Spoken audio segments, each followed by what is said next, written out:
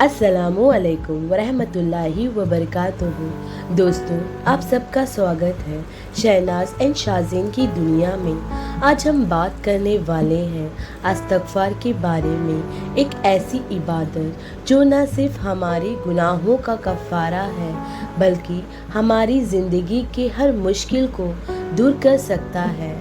ये वीडियो उन लोगों के लिए है जो अपने दिल और ज़िंदगी में सुकून चाहते हैं और जो अल्लाह की रहमत और मग़फ़िरत के तालिब हैं। तो आप ये वीडियो ज़रूर एंड तक देखें, क्योंकि हम इस्तग़फ़ार की फ़जीलत, इसके फ़ायदे और सही तरीके को डिटेल में डिस्कस करेंगे।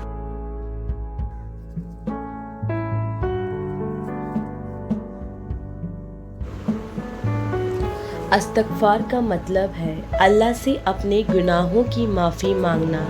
हम सब गुनाहगार हैं और हर इंसान गलतियां करता है, लेकिन इस्तग़फ़ार हमारे लिए एक तौबा का रास्ता है।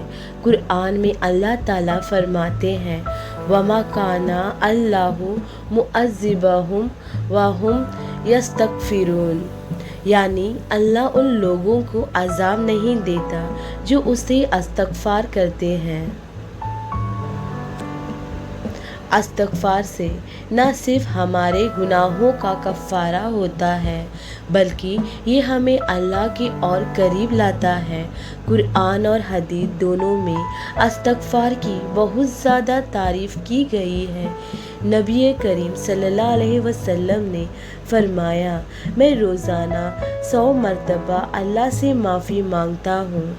हम सबको अपनी ज़िंदगी इस्तग़फ़ार का आम करना चाहिए, क्योंकि ये एक ऐसा अमल है जो हमारे मज़हब में बेपनाह अहमियत रखता है। इस्तग़फ़ार का सबसे पहला फ़ायदा ये है कि इससे हमारी रिज़्क़ में इजाफ़ा होता है। सूरा नूह में अल्लाह फरमाता है, अपने रब से मग़फ़िरत मांगो, बेशक वो बड़ा बख्शने वाला है। वो तुम पर आसमान से भरा भरा बारिश भेजेगा और तुम्हारे माल और औलाद में इजाफ़ा करेगा। यानी अगर हम लगातार इस्तग़फ़ार करते हैं तो अल्लाह हमें वैसा रिज़्क़ अता करता है जो हम सोच भी नहीं सकते। इस्तग़फ़ार का दूसरा बड़ा फ़ायदा ये है कि इंसान के गम और दुख को दूर कर देता है।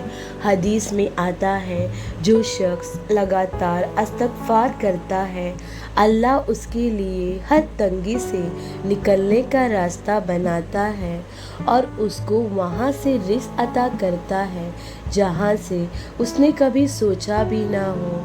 कितना खूबसूरत वादा है अल्लाह का।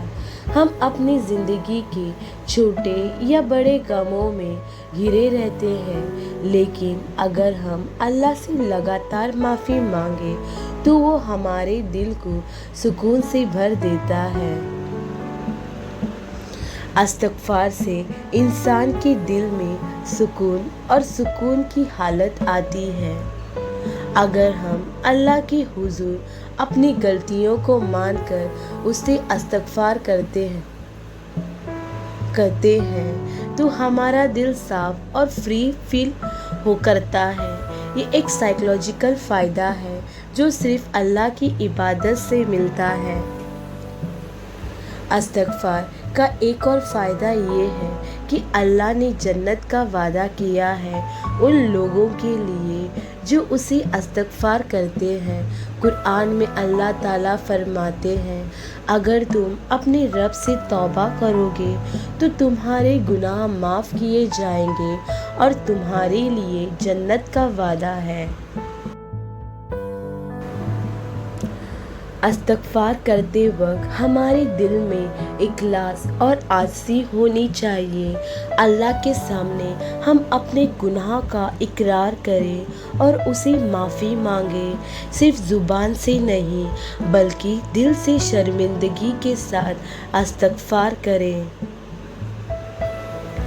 ایک اور بہت اہم طریقہ یہ ہے کہ استغفار کو اپنی روزمرہ کی روٹین میں شامل کر لیں۔ صبح اٹھتے ہی اور رات کو سونے سے پہلے کچھ وقت نکالیں اور اللہ سے اپنے گناہوں کے لیے استغفار کریں۔